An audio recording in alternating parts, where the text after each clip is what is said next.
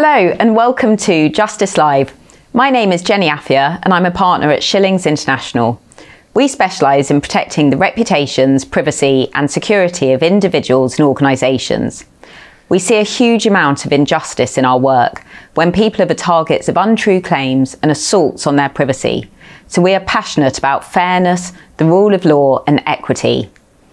It is a real privilege to be collaborating with Peace One Day to present Justice Live on the International Day of Criminal Justice.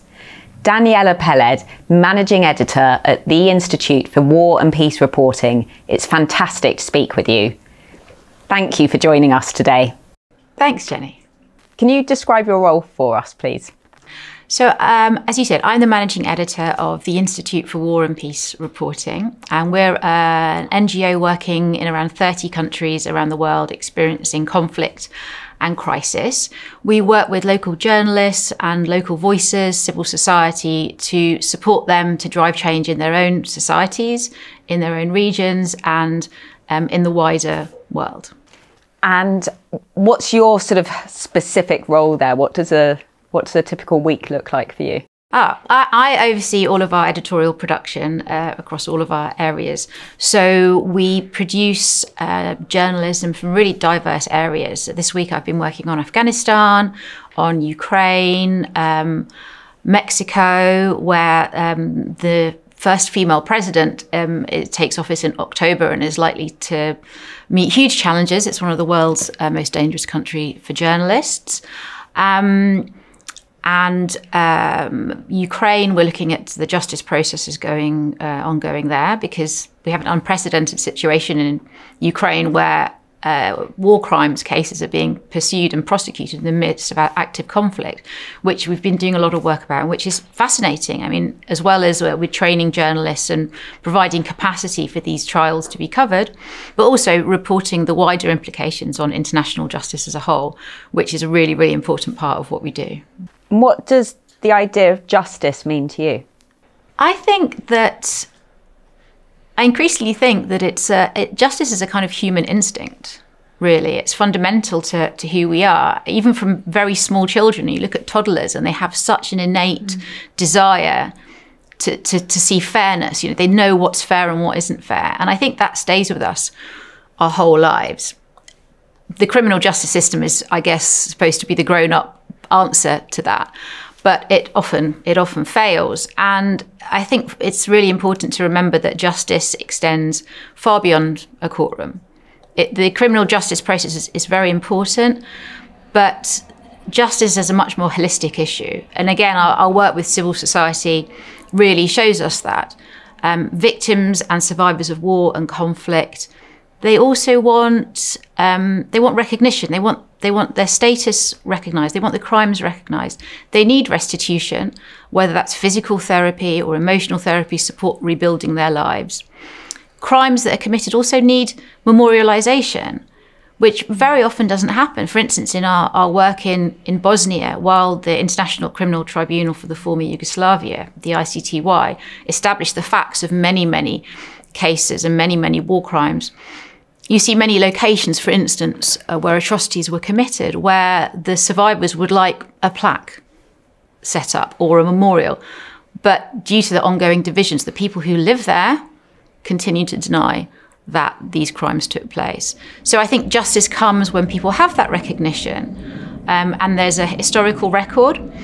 And then, only then, and this is a long way in the future for many contexts, can you think about moving forward to reconciliation and peace, which is the end point, I think, that we all hope for when we look at justice processes. So on a sort of day-by-day level, do you have this strong sense what you're doing just directly relates to justice? I think a lot of our work does. I mean, IWPR was founded amid the Balkan Wars of the 90s. For instance, with the ICTY, we covered that from its inception until the last... Sorry, just to explain for everyone what the ICTY is. The International Criminal Tribunal for the former Yugoslavia. So that was set up in the 90s to deal with the wars in the Balkans, specifically the Bosnian War. And it was it was wrapped up when all the indictees were finally prosecuted or died. We remember that Slobodan Milosevic died as he was awaiting trial in The Hague. And it was, in some ways, a very successful tribunal, not without criticism, not without flaws, but the people responsible, the command responsibility for the atrocities of the Bosnian War were convicted, and there were local justice processes which also played a part. And I think it really marks one of the several turning points. I mean, we're commemorating the founding of the ICC, and I think the ICTY was a remarkable achievement in the context of international justice. So I worked very closely on that project, not just covering trials, but also looking at stories of survivors and looking at stories of transition, how Bosnia is, 20, 30 years after. I spent a lot of time in Bosnia as part of that. It's a fascinating place. Then IWPR was also involved in covering the ICC trials in Uganda and the Democratic Republic of Congo, and then later Kenya. So I've done a lot of work around that. And again, I think something that's often lost in international criminal justice processes, which is improving, is the voices of victims and survivors and the communities that are most affected by that. So I think that's another way that journalism plays a really important role in amplifying those voices and also telling the stories and also reporting on trials in a way that makes sense, which is a lot of this legalese is really lost on the people who it affects. Most recently, we're doing an awful lot of work in Ukraine. I run our Ukraine Justice Report, which focuses on the trials that are ongoing within Ukraine. I don't know how many people know that around 130,000 potential war crimes cases are being investigated by Ukrainian prosecutors. And there have been many, many trials. There have been many convictions, mostly in absentia, but this is all ongoing with in transparent court processes. So we cover that and we support the local journalists reporting on that. And also we're looking at the wider processes. They're talking about setting up a crime tribunal to try the crime of aggression and ongoing ICC processes. So I think we work closely with that, and journalism in general is a really, really important part of the whole system of justice. So when you're approaching one of those events, for want of a better word, what kind of consideration as a journalist and for your team what things will you be thinking about? Well, there's a range of issues. And certainly if you're talking about victims and survivors, then you have to be sensitive to their trauma. I think it's very, very important. And this is what we focus on a lot in our work. You do not want to re-traumatize people. As much as important as it is to get testimony, and as important it is to have the human stories, because humans respond to other human stories. If I show you some sort of legal document about the trial and the procedure, and that doesn't really capture anyone's attention. Ultimately, it is about people and the people whose lives have been affected by some of the worst crimes that you can imagine. So certainly trauma-sensitive reporting is a really key plank of the kind of journalism that we do. Also, as I said, making justice processes digestible and available and understandable to a wider audience, people who are interested but not necessarily experts. And I think fair and balanced reporting is something that underpins everything that we do and everything that I've tried to do in my work as a journalist. And it's especially important when it comes to justice. I think increasingly the work of journalists is playing an active role in the prosecution of justice, if you like. We verify, we report, we provide data, and that's always played a part in trials. At the ICTY, the evidence of journalism and journalists on the ground were often used, and that's ongoing now. We launched and incubated a project called the Reckoning Project, which is doing incredibly well now. And that trains Ukrainian journalists to collect data and cover war crimes and cover the stories in a way that the information they gather could be later admissible in in a court. And that's another really important function where journalists can play a part in actively bringing about justice. So would you say the role of journalism is evolving to not just report, but you're actually more than ever shaping events? Well, that's a very sort of tender point to look at. And again, what is the role of journalism? Do we just report what's happening? But I think, yeah, the nature of reporting has changed. If you look at war reporting, for instance, we've very much moved away from a paradigm where a Western international reporter is parachuted into a war zone and has to explain these tribal divisions and ethnic loyalties to an audience. I mean, what we do is we empower local journalists to tell their stories, and they're perfectly capable of doing that. You know, who's better placed to tell the story of their own society? But at the same time, if you look at areas of conflict, like Syria, for instance, you know, journalists are no longer provided guarantees of safety, and we saw that hugely in Syria. If you were a journalist reporting from Raqqa, for instance, you know, under ISIS occupation, amid the atrocities there, are you a journalist or are you an activist? You can't be a sort of unbiased, you know, balanced journalist. You can't report on a beheading and then approach ISIS for comment. You know, first of all, you'd be killed, and that, you know, it's a bit ludicrous. And the same. And I'm working with these incredibly courageous Afghan journalists, female mostly Afghan journalists, who are working inside Afghanistan under Taliban rule to bring the stories of what is going on and the human rights abuses to an outside world.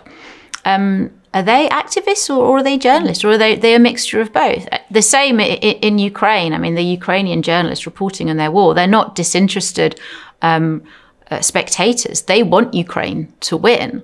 You know, but I think that the important thing, the important way you navigate this is through training and an understanding of what a journalist's role is. You know, I always say in my trainings, the journalist's role is, if you want to find out whether it's raining, as a journalist, you don't ask source A if it's raining and source B if it's raining.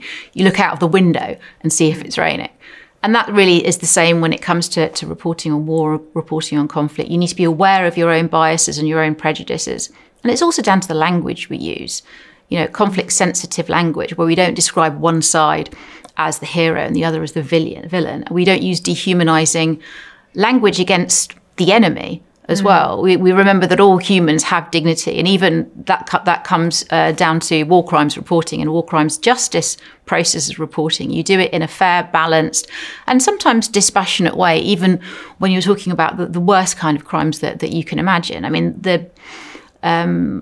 the material that I see every day from the crimes that are being committed in Ukraine, when it comes to, you know, rape, torture, imprisonment, it's really horrific. But I don't think you add to anyone's understanding of these issues, and you certainly don't add to justice processes if you use inflammatory or divisive language.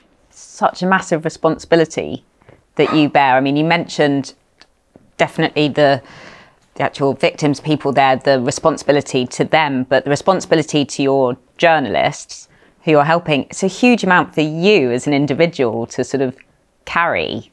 It is, but it's nothing really in comparison to the work that the people are doing on the ground. You know, as an international, when I've been working in these countries, you have a great privilege because you can leave, which is amazing. And however traumatic or however difficult it is, you have that option. People on the ground often don't, and leaving. And I think about we worked in Afghanistan for many years, and we're reviving our work there at the moment. But the absolute trauma of having helped and worked to build what really was a vibrant media ecosystem before the Taliban takeover, I don't think anyone should really diminish the gains that the Afghan people made in those 20 years in terms of human rights, women's rights, but media. There was a thriving and flourishing media scene with all the problems you might associate with that kind of context. But to have worked with journalists for sometimes decades and to see that all crumbling to pieces when the Taliban took over, we did whatever we could to help our people get out. And I'm very pleased. Just this week, actually, we've brought on one of our old colleagues, an investigative journalism trainer, to work with us again, and I'm delighted about that. But the idea of leaving for them means, leaving, just leaving, not being in your context, not being in your country, and that's really heartbreaking. I think another challenge that I faced as well is that, as I was saying, that this fine line between activism and journalism. I remember in Syria, many of the journalists on the ground were willing to take ridiculous risks, not just for themselves, but also in a way for other people. They would do stories, and I would have to go through and take out all the identifying details because the situation was so fluid. We didn't want to put interviewees in danger, in case then the regime took over or the Islamists took over. And I had a lot of arguments with people. They were saying, I'm willing to put my details in, I'm willing to put my family's details in. And I would have to say, you may be, but I have a duty of care, and it weakens your story. I'm sorry, but we can't do that. So yeah, it is a responsibility, but the responsibility and the burden is always borne by the journalists on the ground. And who are your audiences in all of this when you're preparing a piece of work? Well, as I said, we work around the world. We have project teams based in Latin America, Central Asia, the South Caucasus, and lots of other countries that actually I can't say because our work there is super confidential.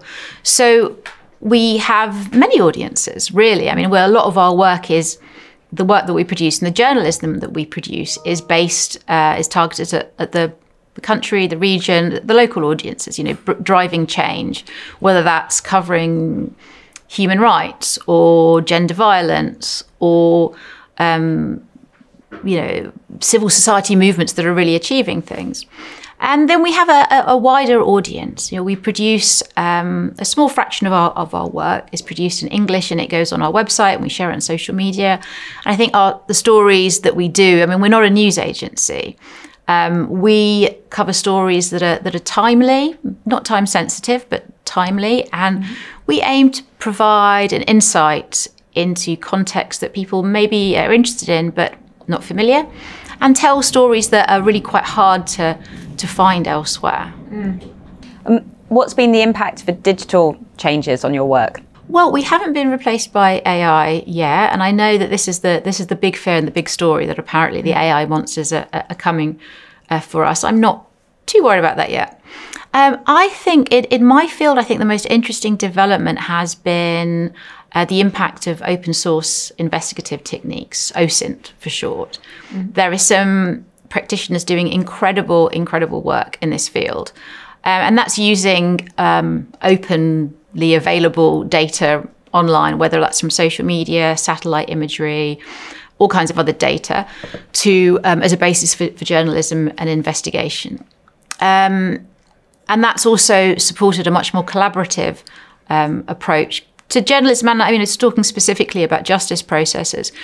We just ran an interview with people from Global Rights Compliance, which is this international group, a report they did into allegations that Russia is using starvation as a tactic of war in Mariupol.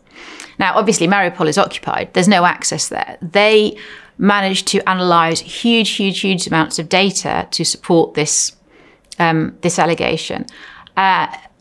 There had never been any prosecutions for starvation as a weapon of war, as far as I'm aware. So this is really groundbreaking. What kind of data? Satellite imagery, but millions. Huge. I think 1.2 million images. Satellite data to see before and after, and also to track the routes of transport. Russia was saying, actually, no, we're providing aid to Mariupol. We look after all the needs of the civilian population. But they were able to show that that's not actually what happened. But it can be used in many creative ways. Again, in Ukraine, with these ongoing domestic justice processes, many of the alleged perpetrators were identified from their social media output. The witnesses were shown these images, they recognized them, and then they were tracked down. It plays a huge part. Wow. all of the Russian indictees, they're all they're all sent summons, and usually on social media as well as the best way of contacting them. So I think technology has had a huge impact in that way, and also just that we have the ability to tell stories in so many different ways now. I'm a very old-fashioned journalist. I like pen, paper, writing things down, but we have just an amazing opportunities to explore things through video and to use social media as a tool of journalism as well. I think that's perfectly possible. I mean, that all sounds really encouraging. What barriers to achieving justice do you see? Well, if we're talking about international justice, international courts, I mean, the barriers seem huge. Geopolitics plays a gigantic role in that, political will.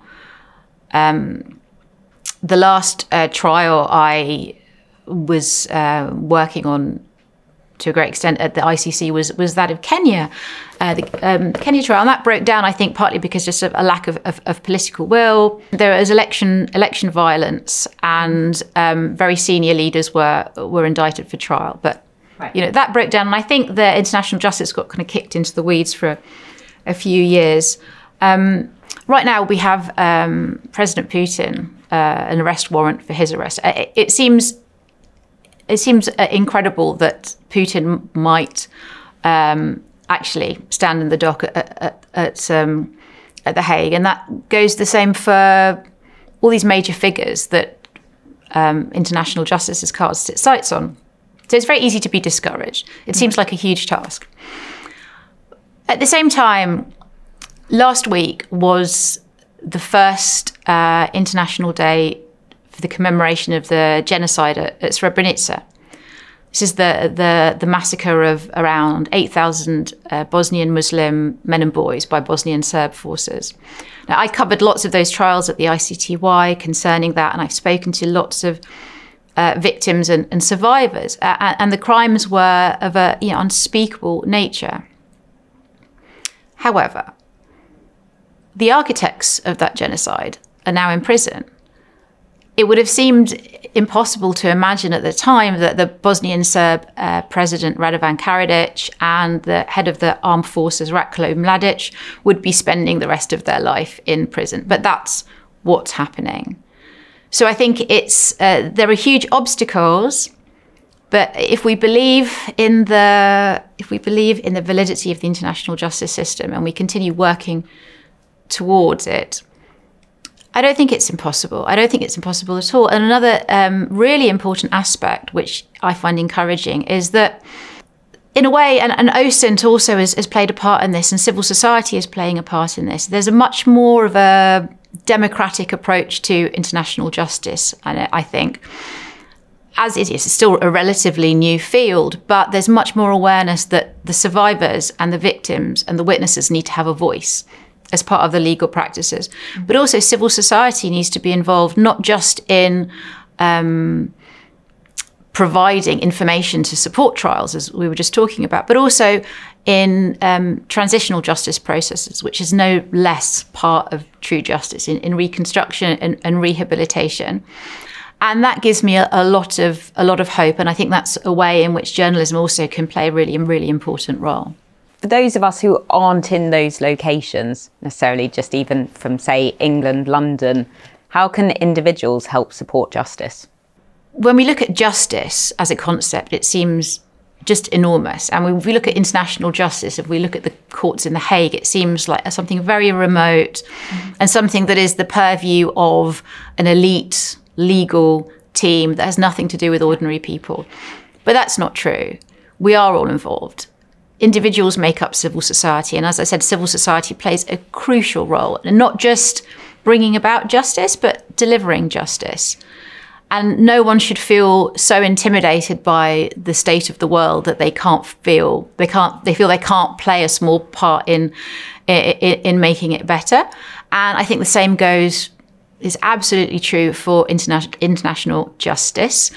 And as I said earlier, what we hope to see as part of the justice process is rehabilitation, reconciliation, and it seems hard to think of and hard to hope for, but ultimately peace.